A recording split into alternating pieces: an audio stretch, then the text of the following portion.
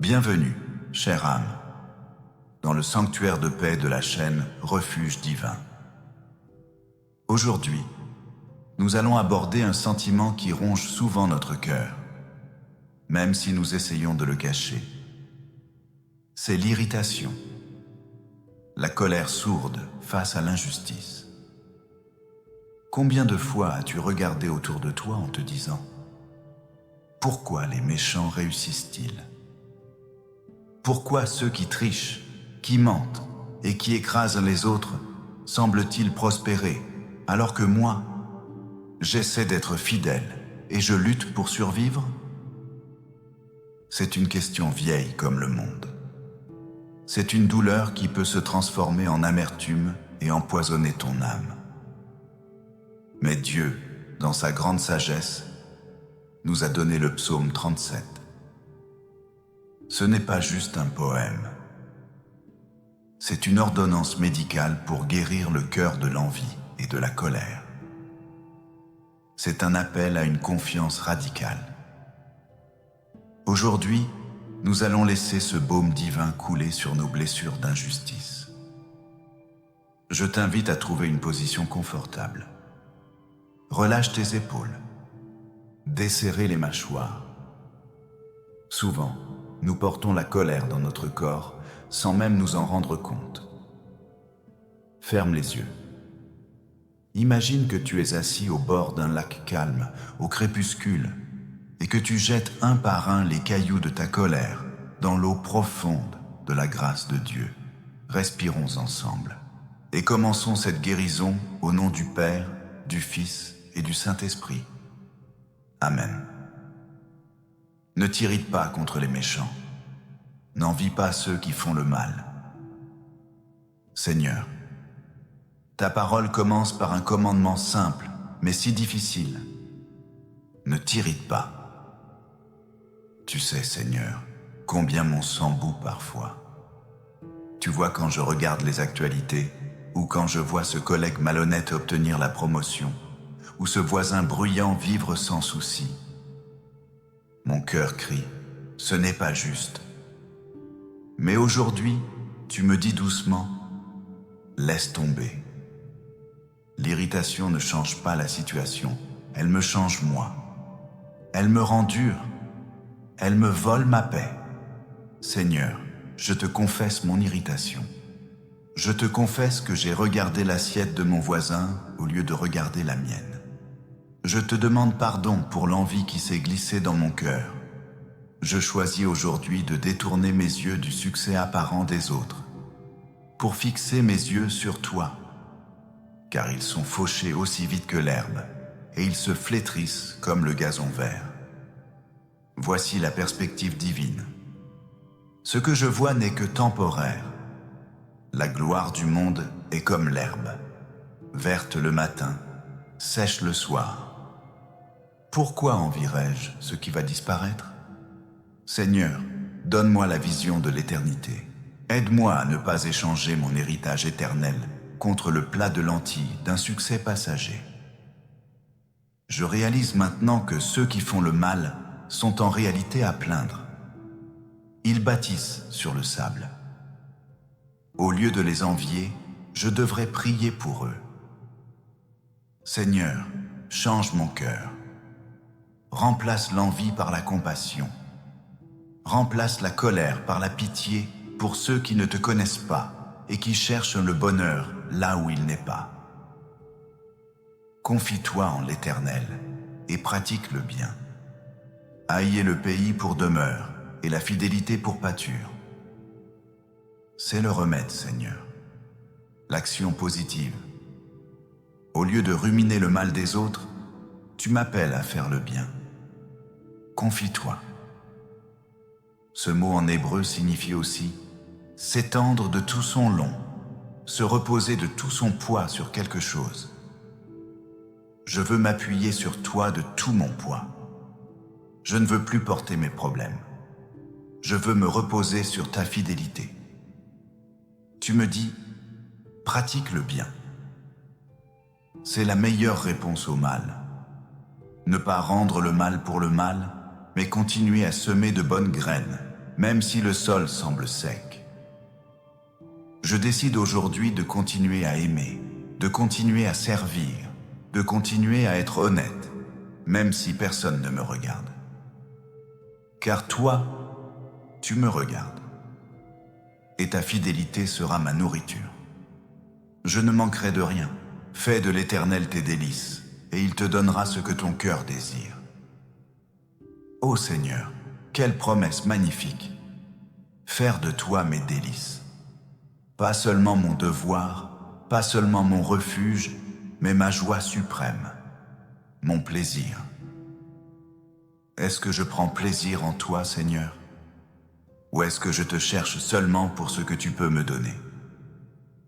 Esprit Saint, ravive en moi le goût de Dieu. Que la prière devienne pour moi comme un festin. Que ta présence soit plus douce que le miel. Et tu promets, il te donnera ce que ton cœur désire. Je comprends maintenant, Seigneur. Si je fais de toi mes délices, mon cœur va changer. Mes désirs vont s'aligner sur tes désirs. Je ne désirerai plus la vengeance ou la gloire vaine. Je désirerai la paix, l'amour, la sainteté. Et ces désirs-là, tu es toujours prêt à les combler. Je te donne aujourd'hui les désirs profonds de mon cœur. Prends un instant pour lui dire ce que tu désires vraiment.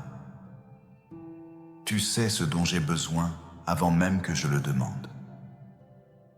Recommande ton sort à l'Éternel, mets en lui ta confiance et il agira.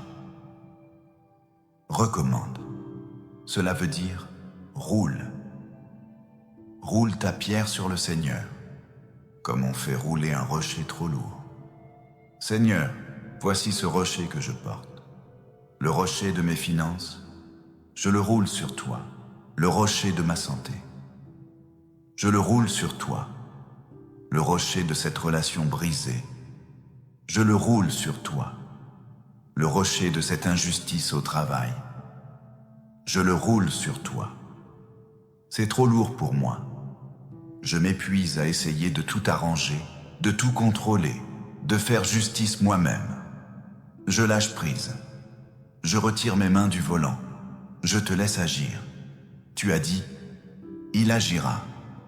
C'est une certitude. Tu n'es pas un Dieu passif. Quand je m'arrête, tu commences. Quand je lâche, tu saisis. Garde le silence devant l'Éternel et espère en lui. C'est peut-être la chose la plus difficile, Seigneur. Le silence. Mon esprit est si bruyant. Je veux argumenter, je veux me défendre, je veux expliquer pourquoi j'ai raison. Mais tu me dis, chut, tais-toi, calme-toi. Le silence n'est pas le vide. C'est un espace de confiance. C'est comme l'enfant qui s'arrête de pleurer parce qu'il est dans les bras de sa mère. Seigneur, je fais taire mais pourquoi? Je fais taire mais jusqu'à quand? J'espère en toi.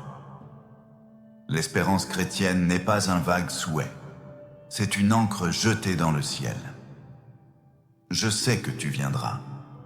Je ne sais pas quand, ni comment, mais je sais que tu viendras. Ne t'irrite pas contre celui qui réussit dans ses voies, contre l'homme qui vient à bout de ses mauvais desseins. Encore une fois, Seigneur, tu insistes. Ne t'irrite pas. Laisse tomber la colère. Laisse tomber la fureur. La colère est un acide qui détruit le vase qui la contient.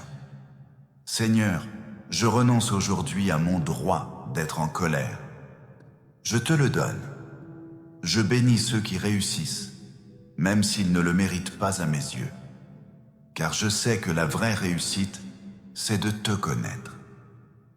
Et s'ils ont tout l'or du monde, mais qu'ils ne t'ont pas, ils sont les plus pauvres des hommes. Père, guéris mon regard. Donne-moi un regard d'éternité. Car les méchants seront retranchés, et ceux qui espèrent en l'Éternel posséderont le pays. C'est ta promesse de justice. La justice viendra. Peut-être pas aujourd'hui, peut-être pas demain, mais elle viendra. Le mal a une date d'expiration. Le bien est éternel. Posséder le pays. Cela signifie posséder la paix, posséder la stabilité, posséder la bénédiction. Seigneur, je veux être de ceux qui possèdent le pays de la paix intérieure. Personne ne peut m'expulser de ce pays, car tu en es le roi. Mieux vaut le peu du juste que l'abondance de beaucoup de méchants. Merci pour cette vérité. Mieux vaut mon peu avec ta bénédiction que des millions avec l'angoisse. Seigneur, bénis mon peu. Bénis mon petit salaire, ma petite maison, ma petite force. Entre tes mains, ce peu devient suffisant. Il devient même abondant. Je rejette l'esprit de cupidité. Je rejette la course effrénée vers le toujours plus. Je choisis le contentement. La piété avec le contentement est un grand gain. J'ai été jeune, j'ai vieilli, et je n'ai point vu le juste abandonné, ni sa postérité mendiant son pain. Seigneur, je m'appuie sur le témoignage de David. Tu es fidèle. Tu n'abandonnes jamais les tiens. Même dans les temps de crise, même dans le désert, tu envoies la manne. Je proclame cette protection sur ma famille et sur mes enfants. Ma postérité ne mendiera pas son pain. Ta bénédiction coulera de génération en génération. Je brise la peur du manque. Je brise la peur de l'avenir. Mon Père est le roi de l'univers, je ne manquerai de rien. L'Éternel aide les justes et il les délivre. Il les délivre des méchants et les sauve, parce qu'ils cherchent en lui leur refuge. Tu es mon refuge, Seigneur. C'est le nom de notre chaîne et c'est la réalité de ma vie. Je me cache en toi. Quand les flèches de la critique volent, je suis dans le refuge. Quand la tempête financière souffle, je suis dans le refuge. Quand la maladie frappe, je suis dans le refuge. Rien ne peut m'atteindre sans passer d'abord par toi. Et si tu laisses passer quelque chose, c'est que tu as prévu la grâce pour le traverser.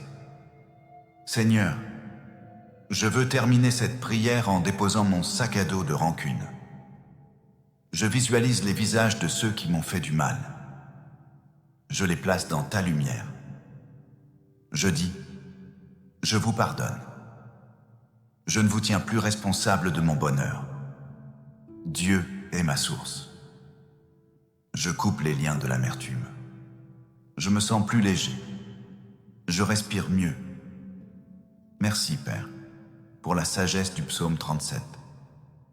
Merci parce que je n'ai plus besoin de m'agiter. Je n'ai plus besoin de me comparer. Je n'ai plus besoin de m'irriter. J'ai juste besoin de te faire confiance. Garde mon cœur dans cette douceur tout au long de la journée ou de la nuit. Si la colère essaie de revenir, rappelle-moi ces mots.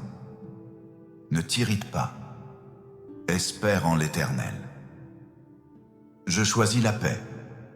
Je choisis la confiance. Je choisis Jésus. Gloire au Père qui me protège. Gloire au Fils qui me comprend. Gloire au Saint-Esprit qui m'apaise. Comme il était au commencement, maintenant et toujours, et dans les siècles des siècles. Amen. Va maintenant, mon ami. Ne laisse rien ni personne te voler ta paix aujourd'hui. Dieu a un plan parfait pour toi, et les méchants ne peuvent pas l'arrêter.